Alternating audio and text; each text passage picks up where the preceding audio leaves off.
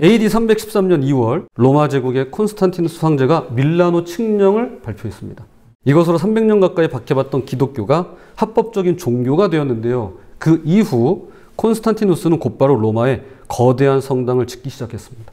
라테란의 성 요한 성당은 그 길이가 무려 100m가 넘는다고 합니다. 오늘날의 미식축구장보다 더 길어요. 바실리카로 불리는 이 건물은 본래 로마의 공공건물, 곧 법정이나 시장으로 쓰던 거대한 홀이었습니다. 그런데 그곳에 은으로 만든 성배, 금으로 장식된 제단, 수십 개의 촛대와 램프 등을 채워 넣어 교회로 만든 것이었습니다. 한 순례자의 글입니다. 교회는 금과 보석과 비단으로 가득합니다. 그 화려함은 말로 다 표현할 수가 없습니다.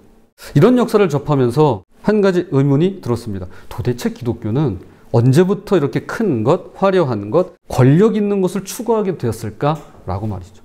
곰곰이 생각해보면 우리 주님은 구유에서 태어나셨습니다. 여우도 굴이 있고 공중에 새도 집이 있지만 인자는 머리 둘 곳 없다고 하셨습니다. 제자들에게는 돈주머니도 여벌옷도 신발도 가지 말라고 하셨더랬습니다. 또한 초기 교회는 어땠나요? 그들은 가정집에서 모였습니다. 가정이 교회였어요. 지하묘지에서 예배했습니다. 시리아의 드라 유로포스에서 발굴된 3세기 교회 건물을 보면 그냥 평범한 가정집입니다. 특별한 건물이 아니었습니다. 그러다가 313년을 기점으로 모든 게 바뀌었는데요. 박해받던 종파가 제국의 종교가 되었습니다. 작은 공동체가 거대한 제도가 되었습니다. 가정집 교회가 100m짜리 바실리카가 된 것이었습니다. 그렇게 기독교는, 죄송합니다, 용서하고 들으세요, 거지에서 왕자가 되었던 것입니다. 누군가는 이렇게 말할 수 있을 겁니다. 아니, 목사님, 그게 뭐가 문제예요? 박해에서 자유로워지고 마음껏 예배 드릴 수 있고 복음을 전할 여건이 좋아졌는데 감사한 일 아닌가요? 네, 맞습니다. 그 자체로는 감사한 일이 틀림없습니다. 그러나 콘스탄티누스의 개종은 교회의 축복이기도 했지만요, 동시에 그 대가를 치러야 하는 일이기도 했더랬습니다. 그럼 그 대가란 뭘까요? 기독교가 인기가 있고 유행하는 종교가 되면서 사람들은 더 이상 그리스도를 따르기 위한 대가를 치를 필요가 없어졌습니다. 단지 황제 호의를 얻기 위해, 출세를 위해, 편의를 위해 교회로 몰려들었습니다. 더 심각한 건 교회가 권력을 갖게 되면서 교회가 변질되기 시작했다는 점입니다. 주변적이고 소수이고 박해받고 경멸받던 작은 종파가 이제 로마 제국 전체를 상징하는 제도화된 거대 교회가 되었던 것이었습니다. 그렇다면 이 질문으로 돌아가야 됩니다. 도대체 어디서부터 잘못되었을까요? 어디서부터 길을 잃은 걸까요? 오늘 본문이 바로 이 점을 지적하고 있는데요. 제자들이 예수님께 이렇게 질문합니다. 천국에서 누가 큽니까? 그들은 누가 총리가 될지, 누가 더 높은 자리를 차지할지, 누가 더 큰 권력을 쥐게 될지가 궁금했습니다. 마치 313년 이후 교회 지도자들이 권력과 부와 명예를 탐하고 추구했던 것처럼 말이죠. 이 시간 말씀을 통해서 천국의 진짜 원리가 무엇인지, 그리고 우리가 잃어버린 것이 무엇인지 두 가지로 함께 살펴보도록 하겠습니다. 자, 첫 번째, 천국은 거꾸로 갑니다.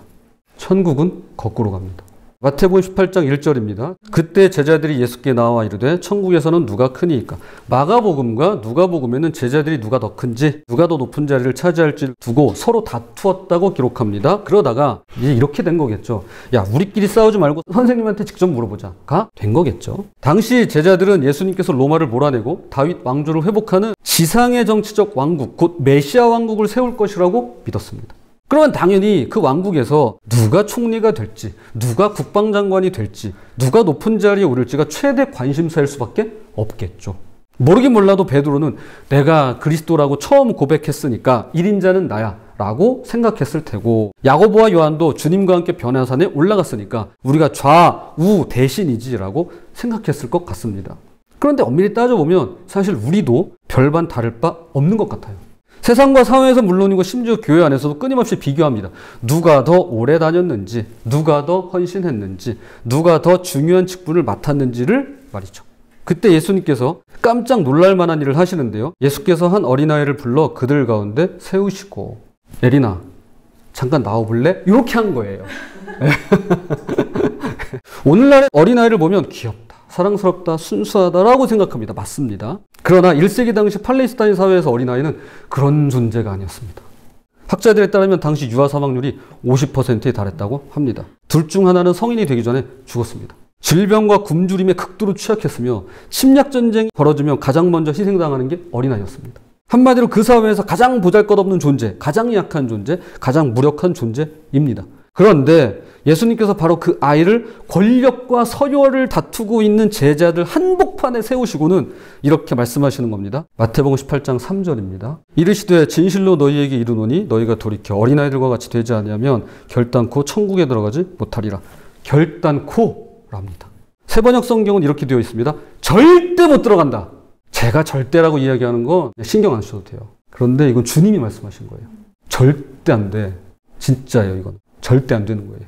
저도 충격인데 당시 제자들은 얼마나 큰 충격을 받았을까요? 제자들은 천국에서 누가 큰지를 물었는데 어린아이 같지 않으면 절대 못 들어간다고 들어갈 자격부터 이야기하는 겁니다. 예를 들어 볼게요. 쉽게 말해서 제자들은 입장권도 없는데 좌석 배치를 걱정하고 있는 꼴입니다. 아예 콘서트장 티켓도 없는데 나 S석 앉아야지 이러고 있는 거예요. 그리고는 제자들의 질문에 예수님께서 답하십니다. 자, 4절입니다. 그러므로 누구든지 이 어린아이와 같이 자기를 낮추는 사람이 천국에서 큰 자니라. 여기서 핵심은 자기를 낮추다는 표현인데요. 이것은 빌립보서 2장 8절에서 예수님께서 자기를 낮추시고와 똑같은 단어입니다. 기꺼이 더 낮은 자리로 내려가는 것이고 열등한 위치를 받아들이는 것입니다. 누가요? 예수님께서. 마치 어린아이가 전적으로 부모에게 의존해야 함을 당연하게 받아들이듯 내 지식으로, 내 경험으로, 내 헌신으로, 내 능력으로가 아니라 오직 하나님의 은혜로만 살 수 있음을 인정하는 것입니다.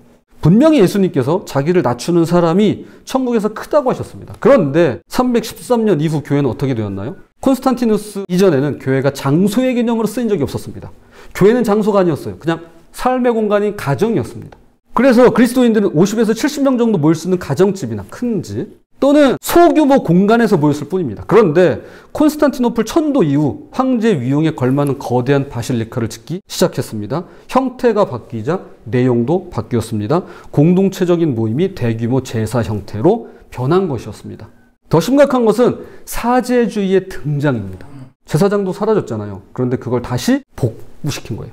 사제로. 초대교회에는 사제가 없었습니다. 장로나 교사는 있어도 그들은 성도 중 하나일 뿐이었습니다. 당시엔 모두가 평등했습니다. 그런데 거대한 건물과 대규모 회중을 관리하기 위해 권위가 필요해졌고 그때부터 로마 행정관들이 입던 화려한 의복을 성직자들이 입기 시작했으며 별도로 구별된 자리에 앉게 되었던 것이었습니다.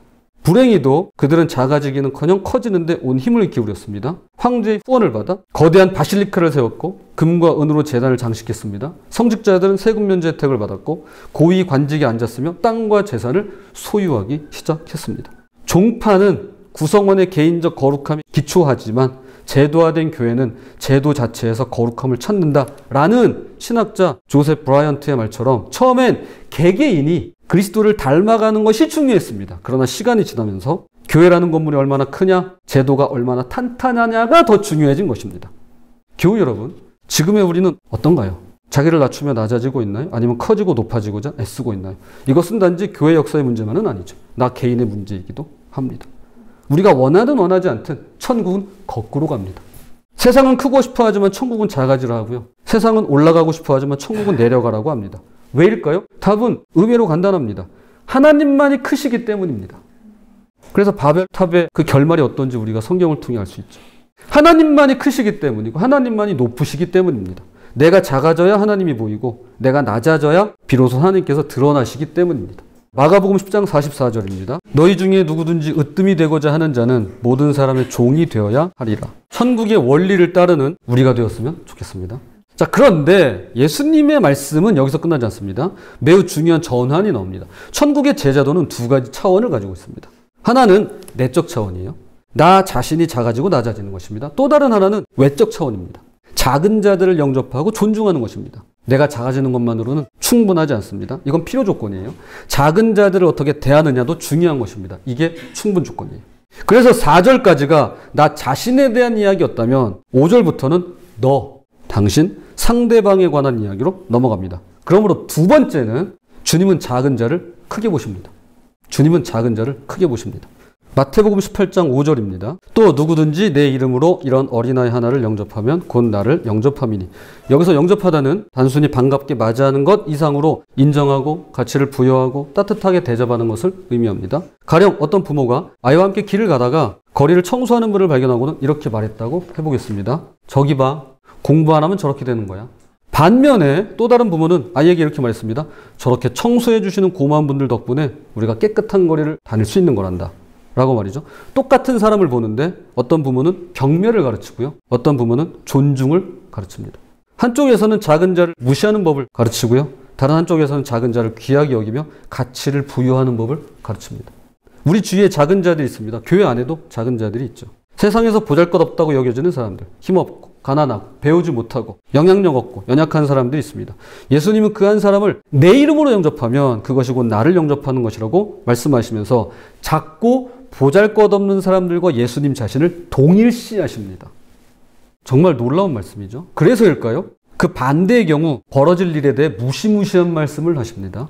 마태복음 18장 6절입니다. 누구든지 나를 믿는 이 작은 자 중 하나를 실족하게 하면 차라리 연자맷돌이 그 목에 달려서 깊은 바다에 빠뜨려지는 것이 나으니라. 연자맷돌은 손으로 갈던 작은 맷돌과는 차원이 다릅니다. 동물이 끌고 도는 엄청나게 무겁고 큰 맷돌입니다. 3손쯤 돼야 연자맷돌 돌릴 수 있어요. 성경이 실제로 나오죠. 누군가 그것을 목에 달고 깊은 바다에 던져진다? 살아 돌아올 수 없음을 의미합니다. 그런데 이것이 수동태로 표현되어 있다는 게 참으로 인상적입니다. 너 스스로 그렇게 해라가 아니라 빠뜨려지는 것이 낫다라는 것입니다.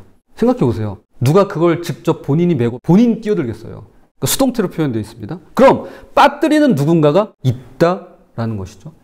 즉 이것은 하나님의 심판을 암시합니다. 작은 자를 실족해 하는 것은 하나님께서 그냥 넘기실 수 없을 만큼 심각한 죄가 된다는 것입니다. 언제 실족하는지 생각해 봤습니다. 무시할 때 실족합니다. 넌 아직 어려. 그런 것도 몰라? 또한 무례하게 대할 때 실족합니다. 너가 뭘 한다 그래? 비교할 때 실족합니다. 저 사람은 대단한데 넌 그게 뭐냐?